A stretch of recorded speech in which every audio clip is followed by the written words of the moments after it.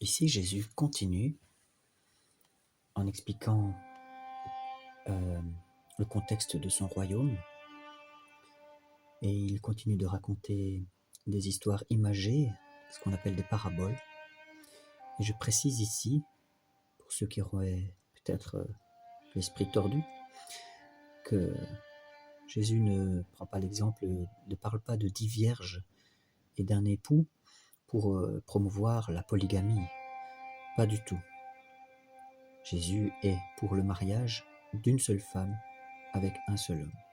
Mais ici, c'est une image qu'il donne, c'est une histoire qu'il raconte, et ces vierges symbolisent tout simplement des communautés, des nations peut-être, en tout cas des gens qui croient et qui attendent leur roi. Et il explique que avant ce retour, nous devons être prêts parce qu'il peut venir à n'importe quel moment. Et l'huile qui est expliquée dans cette histoire symbolise que nous devons être remplis du Saint-Esprit et non pas remplis de nous-mêmes ou de notre chair ou de notre méchanceté, etc.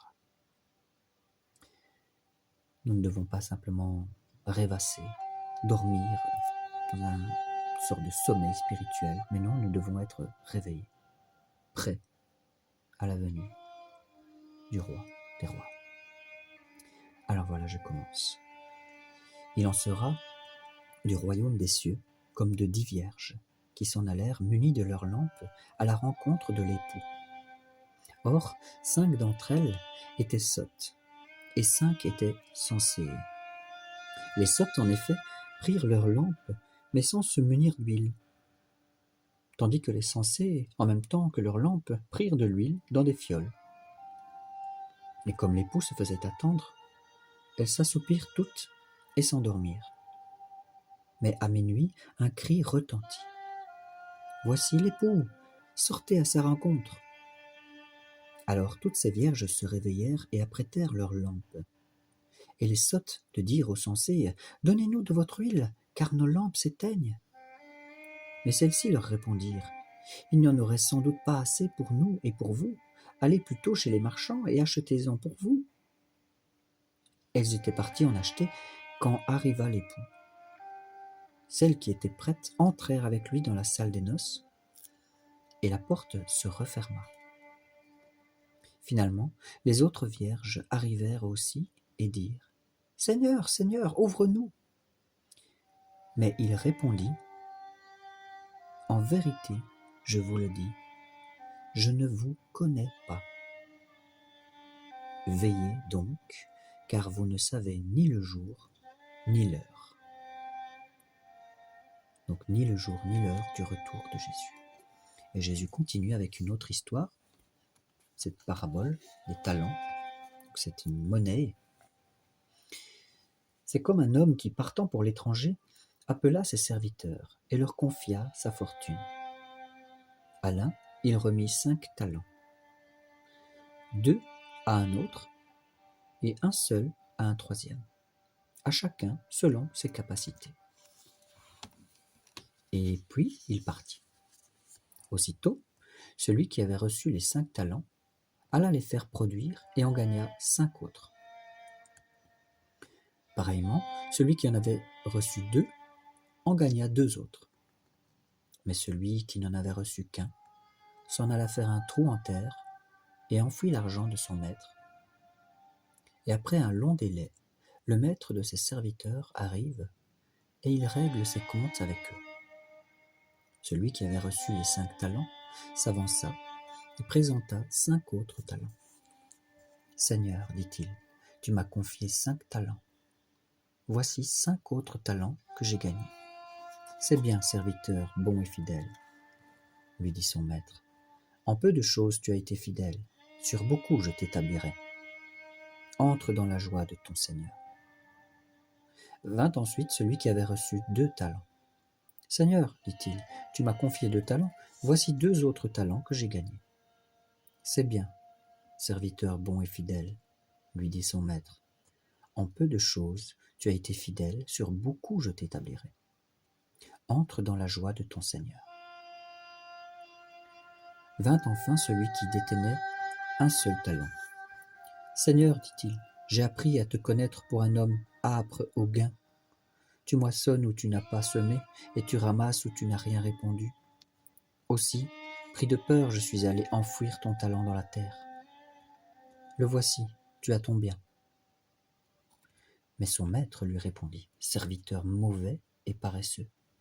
Tu savais que je moissonne où je n'ai pas semé, et que je ramasse où je n'ai rien répandu? Eh bien, tu aurais dû placer mon argent chez les banquiers, et à mon retour, j'aurais recouvré mon bien avec un intérêt. Enlevez-lui donc son talent, et donnez-le à celui qui a les 10 talents.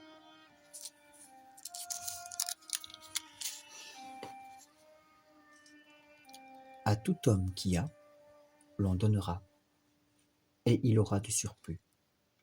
Mais à celui qui n'a pas, on enlèvera même ce qu'il a. Et ce propre à rien de serviteur, jetez-le dehors, dans les ténèbres. Là seront les pleurs et les grincements de dents. Quand le Fils de l'homme viendra dans sa gloire, escorté de tous les anges, alors il prendra place sur son trône de gloire. Devant lui seront rassemblées toutes les nations, et il séparera les gens les uns des autres, tout comme le berger sépare les brebis des boucs. Il placera les brebis à sa droite et les boucs à sa gauche. Alors le roi dira à ceux de droite, « Venez, les bénis de mon Père. Recevez en héritage le royaume qui vous a été préparé depuis la fondation du monde. Car j'ai eu faim et vous m'avez donné à manger. J'ai eu soif et vous m'avez donné à boire. J'étais un étranger et vous m'avez accueilli. J'étais nu et vous m'avez vêtu. J'étais malade et vous m'avez visité.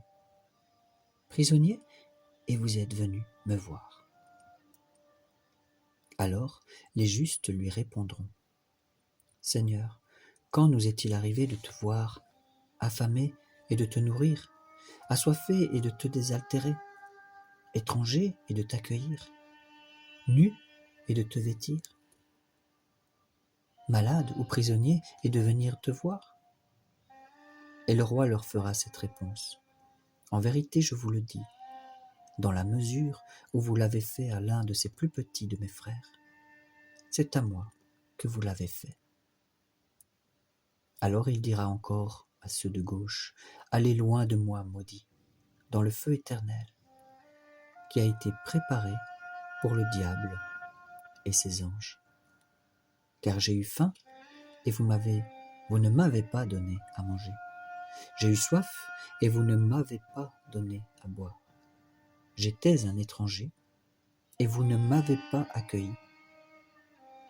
J'étais nu et vous ne m'avez pas vêtu. J'étais malade et prisonnier et vous ne m'avez pas visité. » Alors ceux-ci lui demanderont à leur tour, « Seigneur, quand nous est-il arrivé de te voir affamé ou assoiffé, étranger ou nu, malade ou prisonnier, et de ne te point secourir ?»